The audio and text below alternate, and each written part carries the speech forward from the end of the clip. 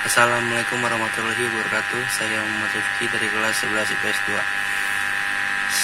Saya akan menjelaskan tentang perjalanan jalur rempah Indonesia. Apa sih jalur rempah itu? Jalur rempah merupakan bagian dari upaya untuk menguatkan budaya bahari Indonesia.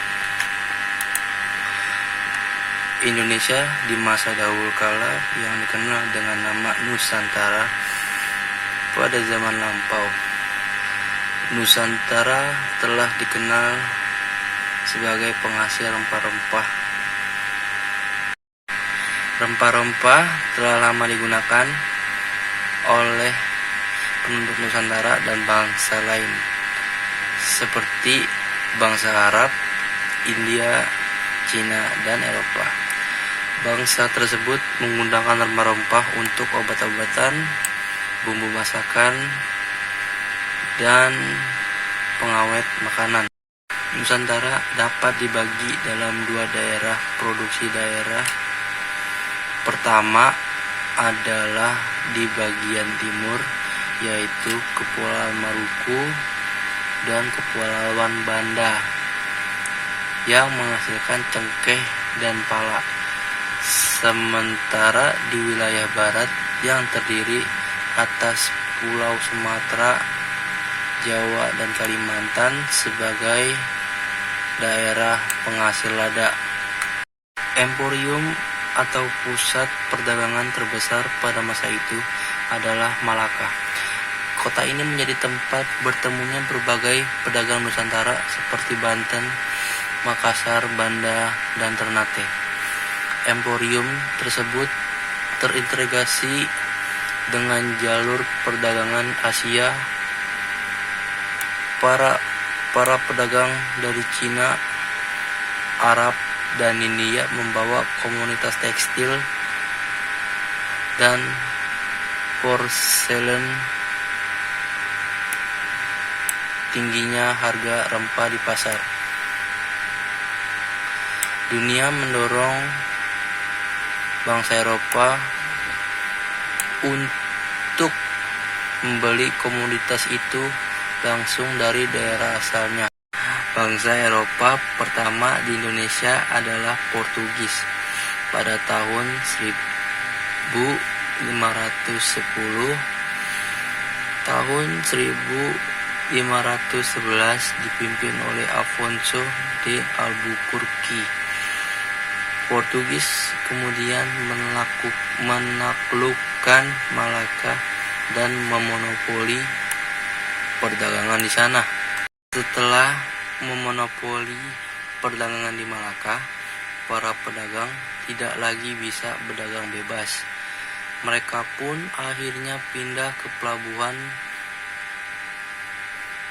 dagang lain. Salah satunya adalah Aceh yang terletak di ujung Pulau Sumatera. Di dalam catatan VOC, Aceh dikatakan sebagai kota terbuka dengan jalan lebar yang berawal dari pintu masuk kota hingga menuju langsung ke istana para raja. Timur Nusantara, pusat perdagangan terletak di Pelabuhan Makassar. Awal abad ke-17 merupakan masa kejayaan bagi wilayah ini. Pesisir Jawa Banten menjadi pusat perdagangan lada dan berkembang menjadi kota pelabuhan besar. Wilayah ini disinggahi oleh para pedagang dari Jawa, Arab, dan Cina. Banten juga menerima lada dari wilayah Bengkulu dan Palembang. Hingga abad ke-19 tercatat 135 daerah penghasil lada untuk Banten pada tahun 1596.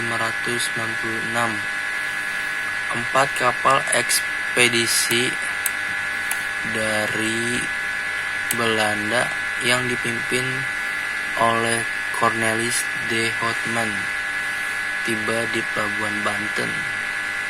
Guna mencegah persaingan tidak sehat, pemerintah Belanda kemudian mendirikan VOC pada tahun 1602. Pada tahun 1605, di bawah komando Stephen Pendehen, menduduki Ambon dan menjadikan sebagai ibu kota penguasa Belanda di Asia Timur. Pemimpin tertinggi dijabat oleh Peter Boy. Tahun 1611, Gubernur Jenderal Jan Pieterszoon berusaha menguasai wilayah Jayakarta. Daerah itu kemudian dinamai Batavia. Guna memonopoli perdagangan lada, VOC melakukan berbagai langkah untuk menentukan Kesultanan Banten, termasuk melalui peperangan. Hingga akhirnya Banten berhasil ditundukkan pada tahun 1984. Pada pertengahan abad ke-17, VOC melakukan penyerangan ke Makassar agar dapat menguasai perdagangan rempah di timur Nusantara. Dengan ditandatanganinya perjanjian bunganya Kesultanan itu akhirnya ditaklukkan pada tahun 1667. Penguasaan kota-kota tersebut membawa era baru bagi perdagangan Nusantara.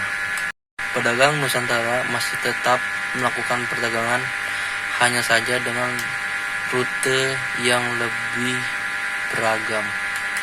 Perjalanan rempah-rempah Nusantara ini membawa kisah kejayaan maritim yang berkelindan dengan kesuraman kolonialisme. Jalur rempah membawa kekuatan yang menyangkutan antar suku, bangsa, dan budaya. Apa sih tujuan bangsa-bangsa itu datang ke Nusantara? Selain untuk mencari rempah-rempah, tetapi ada tujuan yang lebih luas. Tujuan mereka terkait dengan gold, memburu kekayaan dan keuntungan dengan mencari dan mengumpulkan emas, perak, dan bahan tambang serta bahan-bahan lain yang sangat berharga. Waktu itu dituju terutama Guinea dan rempah-rempah dari timur. Glory, memburu kejayaan, superioritas, dan kekuasaan. Dalam kaitan ini mereka saling bersaing ingin di dunia baru yang ditemukannya. Gospel, menjalankan tugas suci untuk menyebarkan agama.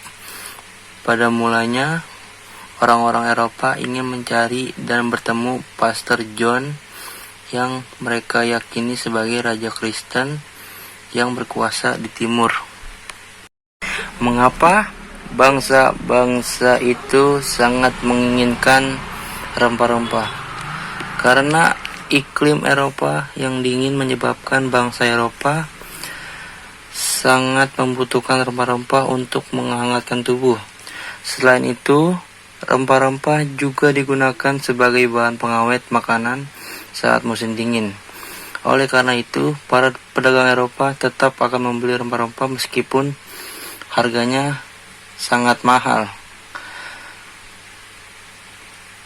Bangsa Eropa berlomba-lomba mengembangkan ilmu pengetahuan dan teknologi, terutama di bidang pelayaran, untuk menemukan dunia timur yang mereka kenal sebagai daerah penghasil rempah-rempah. Dan mengapa bangsa-bangsa itu ingin mencari rempah-rempah di Indonesia? Karena memiliki nilai komoditas atau harga yang tinggi, bangsa Eropa kemudian berusaha untuk menguasai perdagangan rempah-rempah di Indonesia. Caranya adalah dengan memaksa pedagang Indonesia untuk menjual rempah-rempah ke bangsa Eropa dengan harga yang paling rendah.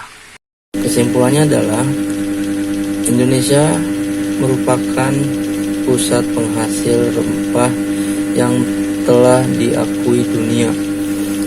Perdagangan rempah kemudian turut mempengaruhi pertukangan budaya, filsafat, dan teknologi dari berbagai bangsa. Sehingga secara strategis, pengetahuan jalur rempah juga bisa dimanfaatkan untuk mengembangkan strategi nasional. Kurang lebihnya mohon maaf. Wabillahi taufiq wal hidayah. Wassalamualaikum warahmatullahi wabarakatuh.